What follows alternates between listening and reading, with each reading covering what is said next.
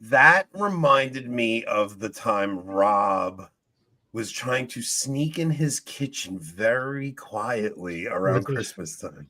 Yeah, well, it wasn't around Christmas time, but yeah, I had this big marble run thing that was 1 billion pieces that I was carrying while we had just gotten all the kids to sleep, and I dropped it and pieces everywhere. The way the guy just walked, like stood there holding the thing, dejected like that. It was you because Rob had cameras for like he had like nanny cams in his house and he caught the whole thing on video. So. Oh yeah, I remember this. All right, so Brian Holdsworth returning, and the first time we had Brian on, I yapped over him the entire episode, and the comments were like worse than usual. Brian, I think I was a little nervous. It was pretty early on. Like we had already done a bunch of interviews, but I think I was a little nervous. It was like, oh man, we're meeting the freaking Brian Holdsworth, the Canadian superstar. So I was a little nervous, and I was excited to share some of my knowledge with you. But we figured we've been actually, me and you have been trying to set this up since about September. But you had a baby in September, right? Yeah, September 1st. Yeah, so it kind of got pushed off to October or November, and then you know the craziness of life. So I finally just bugged you until you agreed to come on. Before we get into anything, though, Rob and I do have to address what's going on with the conference. So we're not going to spend much time on it because we really don't care. But when we were asked to do this conference, we kind of from the first time this mental patient sent an email to the diocese about us, we kind of knew that we were going to get canceled. So we set up an option to do like a meet and greet, and it was a couple extra bucks, but anybody that bought tickets gets to do the VIP event. So Rob and I will not be giving our talk at the conference because the diocese was just sick of all the emails this sociopath kept sending. I'm talking. So we can't really get into all of that until after the event. But after the event, it is going to be quite a fun time to go through everything. Fun stream. Yes, we're gonna leave it alone until after the event. But after the event, I promise you guys we'll fill in on all the things that went on behind the scenes. Just for now, all you guys need to know is if you want to go to the conference, please still go. Rob and I will still be there. We will be doing They actually got someone way more qualified to talk instead of us. Yeah, we got Connor Gallagher replaced us, so the talk will be much higher quality than it would have been if Rob and I were speaking. And we will still be hanging out and still doing everything we were going to do. Our presentation just won't be in the parish. So yeah, please, everybody still buy tickets, and we will be there Saturday. Brian, right off the bat, Nick has been excited for this interview, but Nick, you got to hold off for a few minutes because we have to discuss Canada versus America, because I've never seen this sentiment where Canadians are booing America because of the couple of things that Trump said. What has the Canadian? Do I need to do an intro for Brian? Does everybody's got to know who Brian Holdsworth is, right? I would hope so. Everybody, you guys know who Brian is. So, what has the Canadian media perspective been since the election of Trump? Well, I mean, that's a good question, and I'm probably the worst person to ask that because I don't really pay attention to the media here.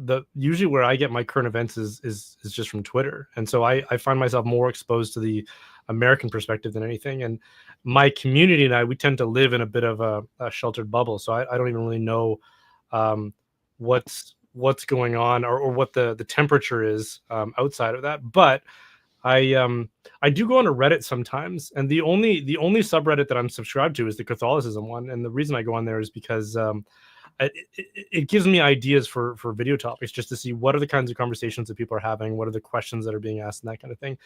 And out of curiosity, I did click on like the Reddit homepage, which if you're not subscribed to anything, it recommends things to you. And because I'm in Canada, it recommended all the Canadian pages to me. And that was today. And there was a lot of gloating, is pretty much all I saw, from Canadians saying, oh, we won, Trump backed down, because they've suspended the tariffs for 30 days, like that, right? And just a sort of a general hostility towards the United States, and especially towards Trump. Like if you take the more liberal wing of the mainstream media, which is quite liberal, obviously, whether we're talking about Canada or the United States or Europe or wherever. So take the United States and just take the liberal wing of your mainstream media. That would probably that would capture the overall conversation and narrative that takes place in Canada.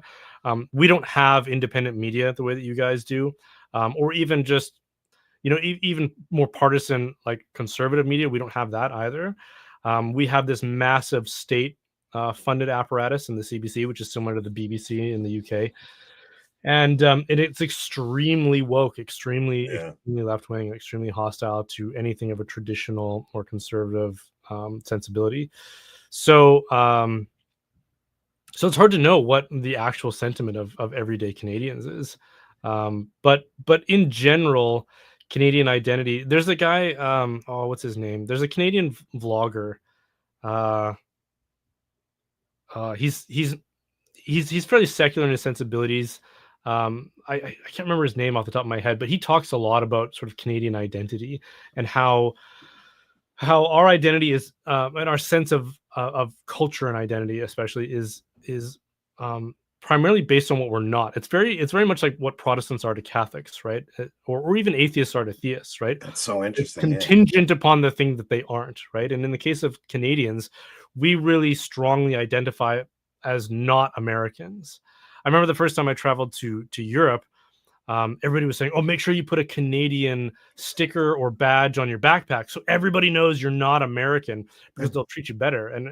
And Canadians actually believe this. They think that the world thinks much more highly of us and that everybody hates Americans and that you guys are basically the villains. And so, so our sense of patriotism and pride is really sort of tangled up in this sense of not being American. And I think it makes sense in some part because when you're inferior, and I'm going to have to qualify what I mean by that. You're going to offend every Canadian. I know. Canadians really can't tolerate these kinds of concessions. But like the reality is, we are the smaller, less prosperous, less powerful nation, right? Yeah. And in any context like that, if you're sort of like a minority or you're like the little sibling in any sort of dynamic, you have to be excessive in asserting yourself and kind of protecting and preserving your own identity, right? So if you're a minority, like an ethnic minority in a larger context, you're almost going to be a parody of your ethnicity in the way that you embrace and emphasize it in order to protect its boundaries from being absorbed by the larger cultural context, right? And I think that that's true of Canada in large measure, where we have the greatest empire that the world has ever known right there on our southern border. And we look and sound a lot like you. We're a former British colony as well, and have a lot of shared history together and shared media, shared a lot of shared economic interests. And as a result, Canadians tend to be a little uppity about making those distinctions. So that's where we're at with it. Yeah, that's interesting. Do you think Trump, like there'll be a Trump effect outside of America, like because what we've witnessed in these first 2 weeks, other than the horrific statement Trump just made on Israel, because that was just so devastating to see him it was just horrifying that he would say about, I don't know if you caught it, but he basically said that Gaza, America is going to take over Gaza and we're going to give the Palestinians a new place to live. There's nothing for them to go back to. America is just going to take it over. We'll clean it up and we'll turn it into an industrial development that'll provide for the whole world, but we'll give them some, they can't. It was just such a horrible statement to just, like the way he said, the reason they keep going back there is because they have nowhere else to go. It's like, no, that's their home. And it's a whatever. I don't want this to turn into an Israel thing. It just came off really bad. But other than that, the first 2 weeks of the Trump presidency has been just one win after another for the conservative American. And I'm wondering if that's going to have an effect on Europe, on Canada, on the rest of the world. Like maybe the woke stuff will die down in other places because they see this thing's just kind of run its course. Yeah, I wonder if the broader reasons for why Trump was elected are also going to be present in places like Canada and Europe, and already you are seeing it in Europe, right? Like you're seeing people turn more to the right, and what the media would say is the extreme right? And that's because this sort of secular liberal society that we've been living under for generations now has grown so increasingly hostile towards our heritage, our ancestors, and especially towards men, that people who identify with those things and people who are men find themselves displaced and orphaned and not included in wherever it is that they're going, right? And so that's why they will turn to somebody like Trump, or some of the alternative voices that are appearing in Europe. And now, of course, in Canada, we have Pierre Poilievre, who is the de facto next prime minister, just whenever we can actually hold an election here. Trudeau's technically hanging on by a technicality, but and Poilievre isn't like a populist or even a Trump type figure, but for Canada to go to a fairly masculine and assertive conservative voice just shows how extreme the left has become and how out of touch the establishment has become. I think people forget that the probably the most dangerous creature in the world is a dispossessed young male. And that's one reason why Islam has been so dangerous over the last 50 years, right? It's because their population largely is young men without homes, without jobs, without a future. And now you've turned basically the whole populace of Europe, of European Europe, into that. And a young English man no longer has a nation. He has a country called the UK, but he no longer has an English nation. And I think that's going to cause a lot of issues. And at every opportunity to be characterized as the villain in whatever the narrative is. It's like, at a certain point, chivalry might compel you to say, oh, okay, yes, I'm going to let other voices have a say here at the table. But when that happens repeatedly, and when you're the only person coming to that conversation with goodwill, at a certain point, that equity runs out, and you start to realize, actually, no, this is BS, and I'm not going to go along with it anymore. Well, okay, so I want to pivot to this because this is such a great topic to get on, because it kind of links into us getting canceled at the conference too, because one of the things that really got under my skin was how upset the diocese was over one person complaining. And I'm like, it's one person, and young men are flocking to shows like ours, flocking to shows like yours. They're going to alternative spaces to find a masculine version of Christianity presented to them, because they're actually not getting it from the hierarchy whatsoever. And one person makes a complaint and they buckled right away. Like they were like terrified. Oh my goodness, there's one person sending an email. And I'm seeing it happen in the nation, which I'm very happy about. What I'm worried about is men like Andrew Tate taking that mantle and pulling men that way. And I want to see a more masculine version of Catholicism presented, but it seems like there's no avenue inside the church for that. Like, do you, I don't know. What do you think our future is as Catholics with this problem? Yeah, this is actually a commentary that I've got half written and I'm eager to talk about, because, and it's not just this issue, it's on a variety of issues where people are realizing that liberalism and then socialism and the other incarnations, the other waves of modernity, let's say, have failed to provide for the human soul, right? Whether it be economically, politically, metaphysically, or otherwise. And so they're saying, maybe, the road we left from, maybe there's some merit there. And so as they look back to traditional forms of society, whether it's the Western tradition or otherwise, you'd think the Catholic Church would be poised and ready with open arms to receive them. And the reality is we're just not, because we've been so habituated by the desire to remain apace with wherever it is that the progressives are going, that we're not back at that fork in the road waiting to embrace them either. I saw, and this was the anecdote I wanted to share on my upcoming video. So if people hear me say it again, forgive me for overusing it. But there was a like a black metal band, I think they're called Behemoth or something like that, who just announced on Instagram their I think it's a new album or something like that. They made some big announcement, and so they had a series of images on Instagram that were all promoting it, and one of them was or one of the graphics that they were using was an inverted Christogram, the IHS, and I think that they were using some sort of vulgar word to go along with it or something like that. And if you look at the comments, so first of all, 10 years ago, this would have just been celebrated, or the society, the culture of my youth, right? Like, so growing up in the 90s and the early 2000s, it's like everybody would have been like, oh, that's so badass, that's so cool, yeah. Stick it to the man. But today, if you go and look at their Instagram page, all the comments, and these are the most liked comments, are Christ is King, Christ is King, Christ is King, exclamation mark.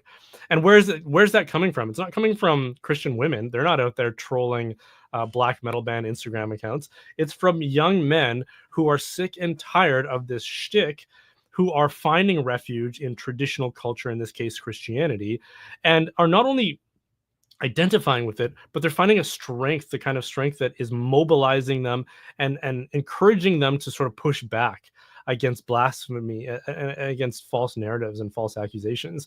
And I'm sure this black metal band, who has made a fortune off of this routine for several decades, is now like, well, where's this coming from? This didn't used to happen in the past. So there's like this turn of young men, I'm assuming young men primarily, towards the faith and towards a faith with backbone, the kind that wouldn't just bow down because of a few email complaints. And yet, are they turning to Catholicism? I mean, we can't know from a comment like Christ is King. Maybe, hopefully, they're looking at the apostolic faith, but I'd say more likely they're looking for traditional masculine renderings of that, and you don't get that at your local neighborhood parish most of the time. Oh, it's so sad. It's like I'm really, look, because trads get, and I've never like identified as a trad. I've kind of just been Catholic, and you don't have enough tweed for that. Yeah, I definitely don't. So, but I also never minded the like trads are seen as like mean, and they're seen as this, but I always saw it as young people coming in and having a lot of this energy, and I think that energy is actually needed. So yeah, they can be obnoxious at times, and they get a little stupid with calling the Novus Ordo this and Novus Ordo that, but I do think there's an element of necessity when it comes to that kind of pushback, where they're just sick of the felt banners, they're just sick of the mediocre music, they're sick of women running the parish. It's like they want a more masculine version of the faith presented to them. I'm just wondering, because we've seen a ton of articles talking about how the next generation of priests is definitely more conservative, but being conservative is one thing. Having a backbone and being brave enough to, when somebody sends you an email, go, please stop emailing us, we got your email, we know what you have to say, we don't care. Like that takes and we've seen that with Trump these past 2 weeks, where Trump just kind of goes in and he's like, I don't really care what you think. I'm doing what I want to do. And I'm like desperate for some leadership in the church to kind of have that attitude when it comes to the women complaining about things, or this one complaining about things, and just say, knock it off. We don't care. Yeah. Having enough fortitude to withstand controversy is a completely lost virtue on the hierarchy of the church today.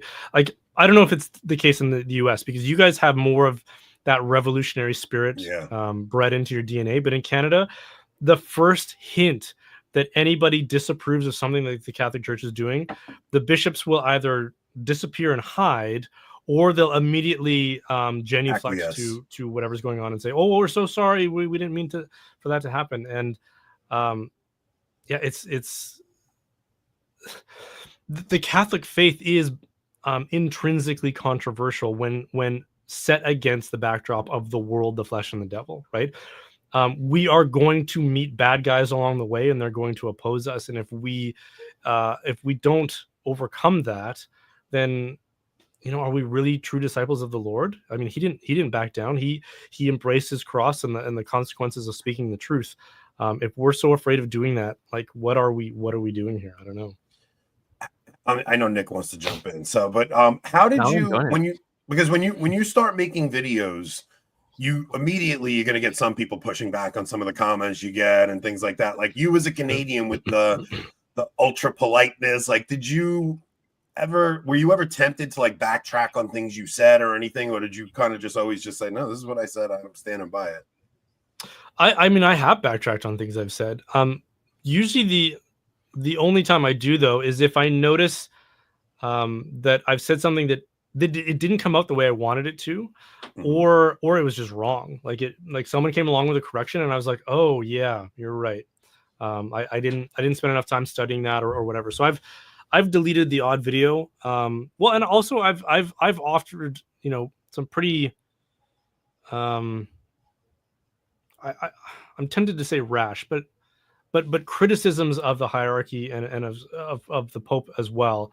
Like Fiducia Supplicans was one of those occasions where I felt like, you know what, I was pretty scandalized by it, and I spoke out against that.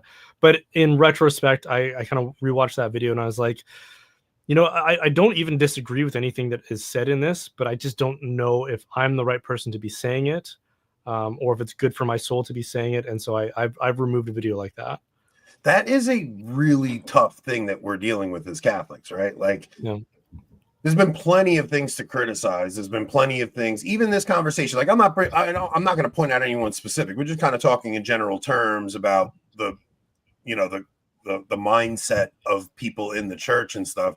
But I think it's a good Catholic instinct to not want to criticize specific hierarchy or go after a bishop or I'm in New York and I've seen a bunch of people jump on Dolan for his recent criticism of the immigration thing. And I have a love-hate relationship with Dolan, man. Dolan came to my diocese and confirmed my daughter in the old rite 2 years ago. Like, he came, this was after Traditionis came out. Dolan came to the neighboring diocese that I'm in, and he did traditional confirmations. It was a very strange thing, and he did it. So it's like, he also allows Holy Innocents to exist in New York. He comes off to me as the kind of guy who doesn't want to rock the boat too much with Francis. He kind of knows he's coming up on 75, and I think he doesn't want to get canned the day he turns 75. So he's trying to play this middle ground area, So I refrain from dogpiling on Dolan too much, but it is tempting to go after somebody, especially Francis does some controversial things, and your instinct is to just come out and rant about it, especially when you have a YouTube channel. But I think it's still a good instinct to kind of just not criticize your superiors or your father, especially. Yeah. Well, and I've also had to remind myself why I started my channel in the first place. It wasn't to be someone who exposes controversy within the church. I mean, scandals became more common after I had already established my channel, and so I could have sort of leaned into that and pivoted into that, and lots of channels did, but I'm not a journalist. I mean, that's not where my gifts lie. But it is tempting because there's such cathartic and even strand of temptation to our pride to denounce the things that are obviously wrong in the church, and denounce it. Doesn't, refraining from doing so doesn't mean that we don't recognize that they're wrong, but I mean, it's a dangerous game to start playing with your own soul and some of the incentives that come along with that. And so, for my part, I found myself standing on that edge and then withdrawing and saying, why did I start my channel? And this isn't the reason. That doesn't mean I won't maybe address controversy from time to time, but I don't want it to be my main focus. I had Mike Pantile reached out to me. So when I was in Italy, he came and hosted. He co-hosted with these guys, and I guess I didn't watch the full episode, but I guess him and Nick got into a little bit of tension about the Latin Mass or something maybe. And Mike reached out to me the other day, and he goes, "Hey man, I just want you to know Brian Holdsworth's been taking me and trying to help me in this community, and he's been really helping me feel more at home at the Latin Mass. And I don't know if my eyes were ever open to that perspective before. And I think that alone, right? So maybe if there isn't the hierarchy doing those things, like there is a different role for us as laity now, where if you see a new guy come into the parish, like maybe it's up to us to go make that guy feel more at home, try to teach him some of the things that he may feel out of place doing, things like that.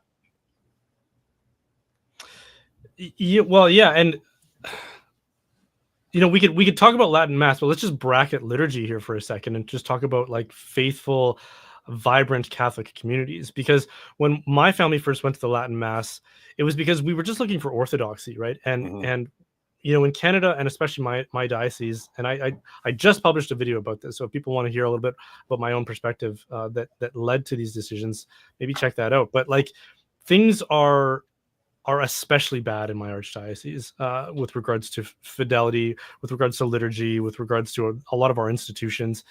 And, my own parish was just succumbing to all of those influences. And so after having some pretty bad experiences in my own parish, we decided to go check out the Latin Mass, hoping to find our people, basically. But we were reluctant. We had heard all the stereotypes about Latin Mass goers and about how intolerant they are and how unwelcoming they are and how rigorous and rigid they are. And so we were like, we're walking in there with our brood of kids who have never been to a Latin Mass, and are they gonna misbehave? And we had all these concerns. And immediately, again, setting liturgy aside, our experience was, first of all, a smaller community, which we appreciated because it just meant you could become more immersed in the personal relationships that are available there. But a community that was so intensely focused on what was happening up on the altar that nobody cared at all about what was going on in the pews. If your kids were a little bit restless, nobody was really paying attention unless they were like screaming and like hitting people. But otherwise, I mean, that kind of atmosphere was fairly highly tolerated. And then the next thing I noticed, well, it wasn't I noticed, it was the next thing I experienced was that immediately after Mass, other young families came up to us and approached us and were like, "Who are you? You're new. This is exciting," and greeted us. And aside from the people whose job it is to wear name tags and greet you awkwardly when you enter at the Novus Ordo, you won't experience that at my former parish. You won't have people going out of their way to come and greet you and to make you feel welcome. And it's not out of some obligation to be welcoming. It's out of a sincere love for your fellow people and perhaps a bit of an evangelistic zeal for people when they walk into a church when they're unfamiliar to the people who are already there. And that continues. So that community, which we're now very committed members of, has grown probably 3 or 4 times the size that it was when we first started attending it. And still, like, new people will appear, and I will sometimes, I'm not a very outgoing guy, but I will take it upon myself sometimes to try and greet people and say hello if I notice that they're new, especially because I'm somewhat recognizable within the community. But long before I ever get to them, there's already people who have surrounded them and are sort of like, "Hey, who are you? Nice to meet you." And it's that atmosphere that I think is probably the most attractive thing that people like Mike are often missing out on. So Mike's coming back into the church, and he goes to the closest church he can find, and his wife's enrolled in OCIA. They call it OCIA now, I guess. Yeah. And I'm sure that's been a good experience, because obviously going from no faith and no sacraments to the faith is it's a step in the right direction. But then we had Mike and his wife over for like a Christmas dinner during the Christmas season with a few other families that attend the Latin Mass with us. And I think it was just an exposure of sort of a level up of what you can get in terms of community from people who are really serious about following the Lord and about loving one another in community and in culture. And my impression from Mike, I mean, I don't want to speak for him, but my impression from him was that it was a really good experience for them, and I think encouraged them to want to come and check out our community when they have the opportunity. Yeah, this is so Nick, don't worry, we're going to lead into Ordo Amoris. I promise we're leading into Ordo Amoris, and you two could go off on Thomism in 2 seconds. So I'm just kind of leading it up to that. But I see like the tendency, especially with guys who are a little more established going to the traditional mass, I'm leaving liturgy out of it for the most part on this, but guys who have been Catholic longer, when they see a new guy come in, especially a guy on fire for his faith like Mike is going to be such a good guy to have on the roster. It's like, I hate seeing guys jump down a guy like his throat and start hitting him with all these things. It's like, slow down. Like, the guy is just coming back. Like, slow down. Catholicism is so fractured right now. We're having Taylor on Thursday, and what I think I want to do with Taylor is go through all the different tribes and factions of Catholicism. I'm talking everything from your left Cath to your charismatic to the sedevacantists. Like, I want to go through every single faction of the one holy Catholic Apostolic Church. Everybody claims that they're Catholic, right? So when you get a new guy like that, we really do have to be a little patient with new converts. Don't hit them over the head like they're idiots, because this is like, let the guy learn the faith. Let him soak in the tradition a little bit. Let him learn the church fathers and the history and all that, and slowly bring him into a loving environment where he's like, we have to make real Catholicism attractive to people, especially new people. Yeah, it's a weird time to become Catholic, and I really admire people who are able to navigate all of these factions within the church, because none of that was apparent to me when I became Catholic like 20 years ago. It was sort of like John Paul II had just died, Benedict had just taken over, and as far as I knew, we were all on the same team, and we were all working together in this pilgrimage. And then, over the course of like 15 years or so, I started to realize that, we're not all quite on the same team, and there are some distinctions that matter here as we kind of navigate through. But we were at that time, though, right? Like, there was something to look. Hardly any of us knew about the Latin Mass at that time. I mean, I'm the same age as you. I'm like literally the same age as you. I had my reversion around the same time you converted. None of us really. Like, you'd listen to your Lighthouse Catholic Media Talk, you get your Jeff Cavins, you get your Scott Hahn, you get, like, this was Catholicism for a period, and it really did get fractured around the time of McCarrick. It just, the whole church changed with McCarrick. It wasn't even the election of Francis, it was McCarrick. McCarrick that's when TNT started and all that stuff. So it is first of all, it's a testament to God's grace that he's still bringing people into this chaotic mess of a church at this time. It's wild. Yeah, it really is that, like, God's love is so, and his grace is so real that he's still bringing people in. All right, I'm going to pivot now. I'm going to give this to Nick. Nick Nick wasn't on with us the first time we interviewed you, and when we did interview you, he was like, I wish I could have been there for that. Brian had such a big impact on me. It actually led to where I'm taking my life right now, right, Nick? No, very much so. I came into the church in 2020, and when I came into the church, I found this video of yours that was super helpful. I think it was called something like what was it? It was something like who is St. Thomas Aquinas, or what is Thomism? Something to that effect. It was just a video on St. Thomas Aquinas, and in particular, the history of Neo-Scholasticism up until the time of the council. It was a really, really good video. It's still one of, I think, the best videos for people who just want like a basic overview of who Aquinas is and like the history of nerdy Catholic thought and stuff. And it was just really helpful for me, because coming into the church, I was already a theology nerd in the world of Protestantism, but I wanted to get my grounding, my footing in the Catholic world. Where do I read? Where do I go? Because as you guys mentioned, there's all these different factions running around. And so I had heard of Aquinas just because of studying history. He's just a monumental figure in human history.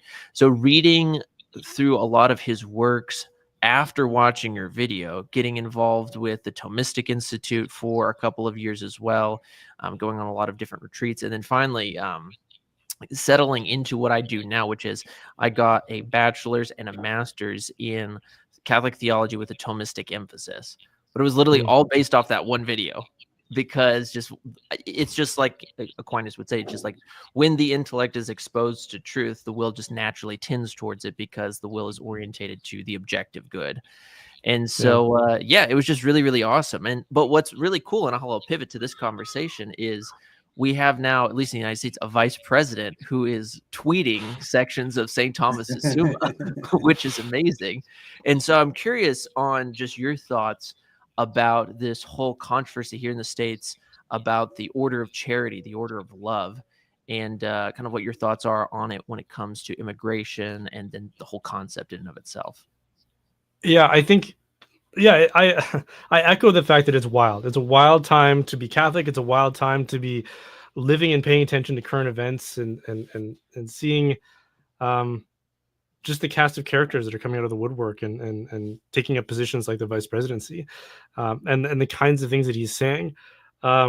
It's what I love about it is that it's exposing people to a tradition of thought that they might not have come to at all otherwise, right? And that's the great thing about controversy, is that some people, and Thomism can have this effect. I remember the first time I had read anything by St. Thomas, I remember thinking, like, that doesn't sound Christian at all, right? Like, yeah, exactly. That sounds, especially the metaphysical stuff, it's like, that sounds like hyper rationalist or even kind of pagan or something.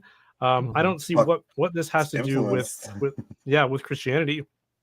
And so when other people come across these ideas, it might strike them as a little bit queer. Like, whoa, wait a second, that he said this is a Christian idea, but I've never heard of this before. Where's that in the Bible, right? Mm-hmm. And then of course you might say, well, actually, St. Thomas said this in his Summa, St. Augustine said this in City of God, and then that will hopefully lead people down a rabbit hole. And as they do so, they will start to appreciate this sort of synthesis between faith and reason, right?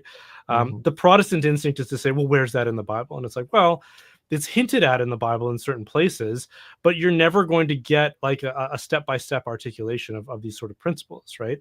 And so that's what, for a lot of Protestants, they might intuitively appreciate these ideas, but they're never really going to have that foundation that they can land on and they can appeal to when they're having these conversations. And furthermore, they're always going to be working against that strand of Protestantism that rejects the tradition of reason within the Catholic intellectual tradition, right? Because that was a big part of what Luther was doing, was rejecting scholasticism, rejecting Thomism, rejecting Aristotelianism, right? And just becoming fideists, and faith alone is all we need. The Bible alone is all we need. We can't rely on human intellect and human reason to navigate any of these topics, right? So I'm excited to see Protestants and Catholics sort of rediscover or discover for the first time aspects of this tradition, which again are very intuitive. It's obvious that you look out for those in closest proximity to you and those under your jurisdiction of authority. If I'm a father and my kid, along with 20 other kids, like say my kid's riding a school bus, falls into the river and they're all drowning, which kid am I going to save? I'm going to save my kid. Yeah. That's not immoral. That's not counterintuitive. It makes perfect sense. How do you account for that morally and rationally? Well, we look to St. Thomas to explain that and to reconcile it with the Christian tradition rather than sort of a merely pagan rational sort of approach to it. And you know, this is the problem for a lot of Protestants too, is that you saw on Twitter and elsewhere where this debate was taking place, and even within Catholicism, you had people like James Martin saying, "What about the Good Samaritan?" And I saw Robert Nugent even say it. Robert Nugent, who I like we're friends with Robert Nugent. He has the channel in Ireland, and he even was taken back by it. But to me, it just it seems like such an easily rational thing to understand. That of course, like it's a no-brainer. It's easy to love an idea that you never come across. It's very difficult to love your actual neighbor, right? It's like it's easy to love some platitude about, you know, the immigrant that you never encounter. It's difficult to love your brother who's a pain in the ass. And and it really comes down to, like, if you can't love the people God gave you in your life, how the hell are you going to love your enemy, and how the hell are you going to love the stranger? So you do have to start tight at home and work your way out from that.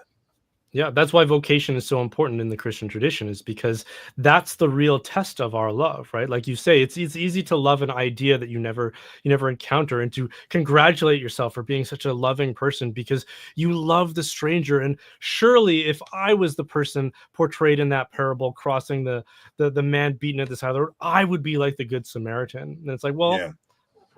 But what are you doing for the people right within your vicinity right now, right? Like, how are you loving your spouse? How are you loving your children? How are you loving and honoring your parents? How are you loving your colleagues?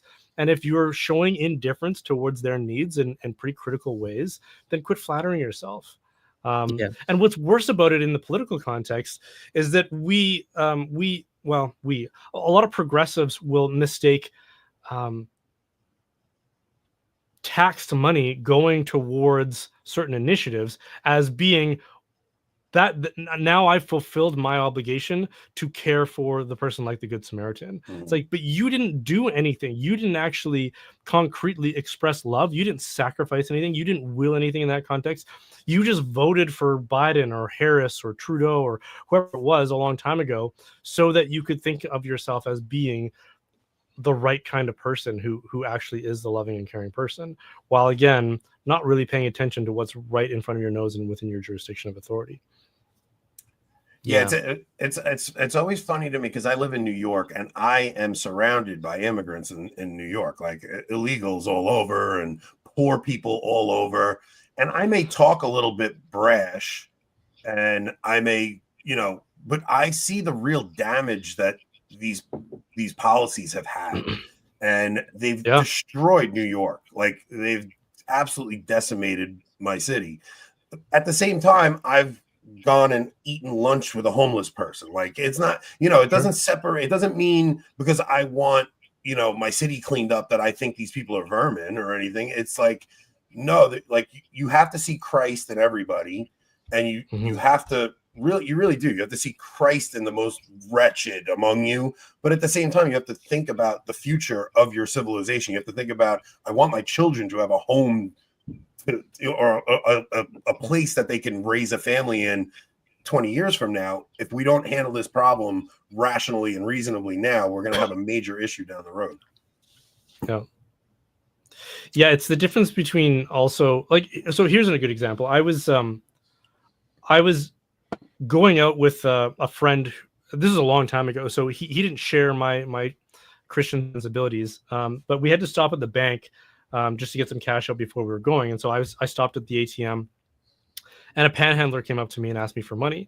And I was still in my own mind working through what's the right thing to do in this situation, right? And Christ has that one prescription where he says, whenever someone asks, you give, right? And so I took that to heart at that point in my life, and I was like, okay, that's my policy. If somebody asks, I'll just give. And so I handed him, like, all I got out of the bank machine was 20s, and so I handed him $20. And my friend was sort of like indignant and shocked. He was like, what are you doing? That's crazy. And I remember years later, he asked me, like, do you still do that? Do you still give money to panhandlers like that? And I was like, well, sometimes, depending on the situation. But it's a question of, this is my immediate jurisdiction, where I'm being challenged and asked to perform an act of love or to exercise prudence if it says that's not the right thing to do for this person at that time. But I also happen to know that this person always voted socialist, always voted very far left, whereas I would never do that. And so he simultaneously disapproves of me performing works of mercy when I actually have personally the direct opportunity to do so, but also believes in helping out the poor through, the political machinery of large government. And it's like we need to invert that. I'm not saying that there isn't grounds for us to use our institutions to help people out, but we can't do that, or we can't rely on that and then dismiss ourselves from the obligation to actually love the people that are in front of us and personally perform works of corporal mercy. Yeah, it's such a, I don't know. That just seems like such a no-brainer to me. What do you think? Especially because it does seem like people are more like you were saying in the comments of that video, like people yelling out Christ is King. I do think that we're at a point in our culture where everything's kind of just falling apart so much. I had my uncle who I work with, he's my mom's sister's husband. I've worked with him for 20 years, and he came up to me this morning. It's the strangest thing, this morning, and he goes, "Aunt, I'm looking to get a Bible. What Bible translation should I get?" Did you tell him the message? I actually told him to get the Ignatius Study Bible. So he was willing to spend the money. So I told him to get the Ignatius Catholic Study Bible, and he just kind of opened up to me today. It was so bizarre. Which is why it's important to like have a little bit of a witness in your personal life also, because he knew he could actually talk to me about it. And he's like, because he's 64 now and he's thinking about retiring. He's like, it's kind of funny how you kind of don't think about this stuff. You live your whole life and then you start seeing the end of the road. And, like all of a sudden you're like, oh, wait a minute. What did I do with my life? Like there's no atheists in the foxhole. But I also think there's an element of the culture around us collapsing so much and things are getting so debauched that people are seeing a culture that has like tossed its God aside. And now all these insane things are coming about. He's got I don't personal information, but he has a daughter who she identifies as non-binary. And I think him seeing that my kids are so well ordered kind of made him look like, where did I go wrong? So that might be what was popping the questions up. But what do you think is that, like, I almost don't think that the old Catholic answers, apologetics, is the way to go about things these days. Have you found other ways to approach, like, talking to people about the faith?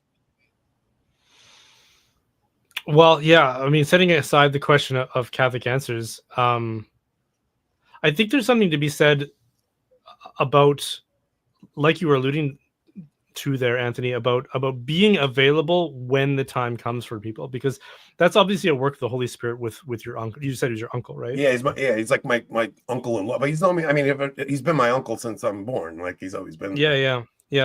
But just knowing that you're somebody who he could approach, someone who has been an example of the faith to some degree, and maintaining enough of a cordiality within that relationship that when the time came, when the Holy Spirit was able to work within him and inspire him to move in the right direction, he could then come to you, right?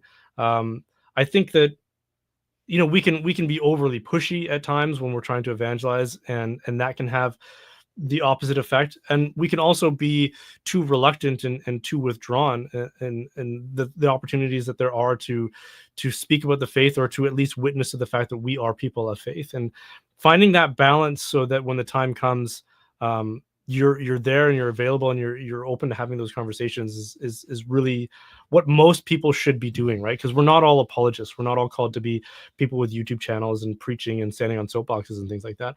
For most of us, it's just being that kind of a witness, raising your family well, showing people that there is another way to life that leads to blessedness, leads to eudaimonia, leads to beatitude.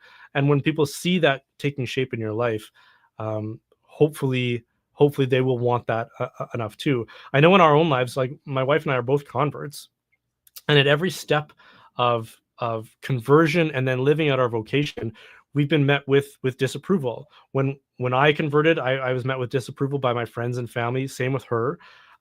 And it came in varying degrees. Some of it was explicit and outright, where people were like, you know what, I don't really want anything to do with you anymore. Some of it was more passive aggressive and just sort of snide comments and things about Catholicism. And then when it came to getting married, oh, you're getting married too young. Why the big hurry? And then when it came to having kids, why don't you wait? Travel the world. Why the big hurry of having kids? Don't expect me to babysit when those kids come out, right? And then when the kids did come, those same people were knocking down our door to visit with our kids because they just immediately fell in love with them. Then it was homeschooling. Like, your kids are going to be so weird and screwed up.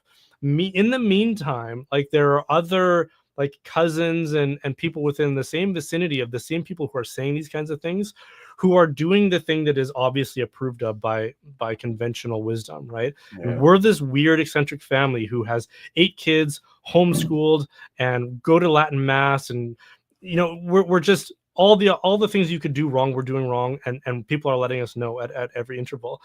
But at every stage after the fact, we've been met with a lot of concessions from people where they're like, you know what, when you first started homeschooling, we thought this was going to be a really bad idea, but thank God you did, because your kids are turning out so good in a world that's so crazy. And our kids are now old enough that you can get the measure of what's going on here, right? Like my oldest is 15 now, and she's like the sweetest, most mature young lady, and she's got poise, she's smart, she's intelligent, she's faithful, she's virtuous, she's the kind of person you'd want to spend time with. The average 15-year-old who is like partially autistic and addicted to screens today, it's like most boomers and grandparents of that generation are looking at kids like that and be like, wow, something has gone wrong here. But they're not saying that about our kids, and they're impressed. Like even when we go to restaurants, without fail, people will say, wow, your kids are so incredibly well behaved. I've never seen kids do this. And I'm often embarrassed, because I just think, well, this is what all my friends' kids are like. Like I don't know what's so special about it. But we don't get exposed to what, typical society is like and what kids are like these days. And so I suppose the lesson in that story is that if as a family and as a couple, my wife and I met that adversity and opposition with hostility and anger and resentment, that probably would have been the end of those relationships, right? But we often, and not always for the right reasons, I don't want to like flatter myself here. Sometimes it was just because we didn't want to deal with it, but because we were able to just endure those sort of like little persecutions with grace and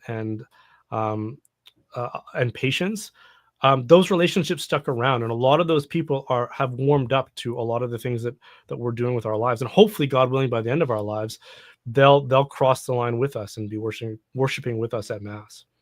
I've had so many people in my life like act like I was annoying about stuff with God, and then approach me later on and ask me questions about it, so it's like, it's this weird thing where, but I was never the like, have you accepted Jesus as your personal Lord and Savior guy or anything. I would just always, especially with guys at work and stuff, like they'd be bragging about like, oh, I hooked up with this chick, and I'm just like, you're disgusting. Like I'll just tell them right to their face, like, you're disgusting, you make me sick, I don't want to hear about it. One guy was cheating on his wife, and I was like, you are a filth bag, like you have a daughter. How would you feel if her husband was there, things like that. But he couldn't wait to tell me he was back in church when that came about. You know what I mean? So it's like, he hated it in the moment. I always thought I could keep this podcast secret from like the outside world. Like I didn't think. With your mouth? Are you joking me? But I mean, like, dude, so I went and I bumped into a friend. When I say friend, he was my best friend in high school. And like, I mean, me and him, after high school was over, like we lived together, it was like a frat house we basically lived in together, and we just lost touch a few years back, like 5-6 years ago. And I bumped into him the other day by chance, and he goes, dude, this is so weird. I just watched an episode of your podcast. And I'm like, oh no, like, how did you even find out about this? And he's like, well, somebody else told me about it. And I was like, all right, so I actually have to think about the fact that people in like my life that like maybe my in-laws, friends, or this one, like people know about this show, and then questions start popping up and people start asking me about it. But it's just a weird situation for me now. But yeah, I wound up going out to dinner with him, and he's the one that brought God up in the conversation. And we wound up talking not so much about not talking about morality or anything like that. He started asking me like how I know so much about the faith, because he's like, you're doing this show, like how do you know this stuff? You're a high school dropout. And I'm like, I actually just kind of liked certain topics, and the things that I liked, I dug into and I learned a little bit about. And then we wound up talking about the Greek Empire, the Roman Empire, and Israel, and how those three things. And he was so much more like receptive to hearing the historical account of the truth of Christianity than he would have if I had started giving him the moral reasons for it. Yeah. Or just starting taking the biblical approach, right, where it's sort of like here's what the Bible has to say about that. And obviously exegesis is a dimension of evangelization and apologetics that is indispensable, but there's a time and a place for that, right? If somebody is interested in what the scripture has to say, or they've got questions about scripture, then obviously get into that. But if someone is wanting to understand how they came to be in the world today, and this is especially true for a lot of men, right? Like we want to connect the dots of the grand narrative that we find ourselves in, right? And for a lot of people, it's that's why the Roman Empire meme is a meme, right? It's like, because we want to understand our context. How do we fit into this grand narrative, whether it's historical or moral or religious or metaphysical? And if you can have those kinds of conversations, and that's what's so great about Catholicism, is that the resources are there. Like I wasn't a very academic person growing up. I didn't get great grades in high school, and I studied computer science when I went off to college and stuff. And so my fluency in philosophy and history and theology and these things doesn't come through that kind of formation. But by being exposed to Catholicism, it sort of opened up those doors for me and sort of directed me in towards these things, and it exposed me to an aptitude I didn't even know I had by reading that kind of content, right? If you're Protestant, you don't really get that. You don't get that larger historical picture. You certainly don't get the philosophical tradition a lot of the time, unless you find it for yourself, right? But the Catholic Church has been a part of that history for 2,000 years, and those roots go much deeper and further back even. And so you're going to hear about, if you're learning about church history, you're going to learn about the Roman Empire. You're going to learn about the separation of the Eastern and Western Empire. You're going to learn about the schism. You're going to learn about the Crusades. You're going to learn about the Islamic incursions and the struggle between the East and the Orient and those dimensions. And it's always going to play out in a larger narrative. So when something like the war between Russia and Ukraine takes place today, there's a context there that we just inherently understand because we see these patterns repeating throughout history, that other people are just sort of like, oh, Putin's like today's Hitler. It's sort of like, no, like that's kind of stupid. There's more to understand about what's going on here. And so, yeah, that's one thing I love about being Catholic, is that you just get exposed and you absorb a lot of this understanding just by being in the pew. One of my favorite trolls on Twitter is when I call Protestants cowards for not fighting in the Crusades. like you guys were too afraid to fight. You left it to the Catholics. You didn't even start yet. It's like, all right. So we're going to go to the other side. We're going to go over on locals. I sent Rob a clip.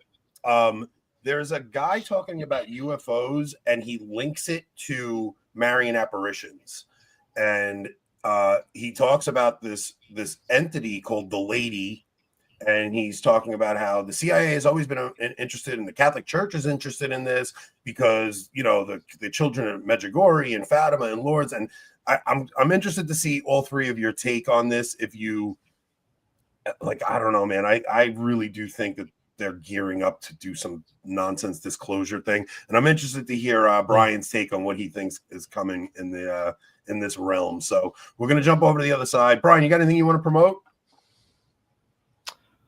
No. I mean, if people want to find out what I'm up to, they can just go to my website, which is brianholdsworth.ca. You did just do a video on the Ordo Amoris, right? On the JD Vance comments. Yeah, he just did a video on that. Yeah, if you guys, I mean, I think everybody subscribe to our channel, subscribe to yours. We're clearly we're the children in this equation here. So, all right, we're going to head over to the other side. Rob, take us out. Okay, hold on here.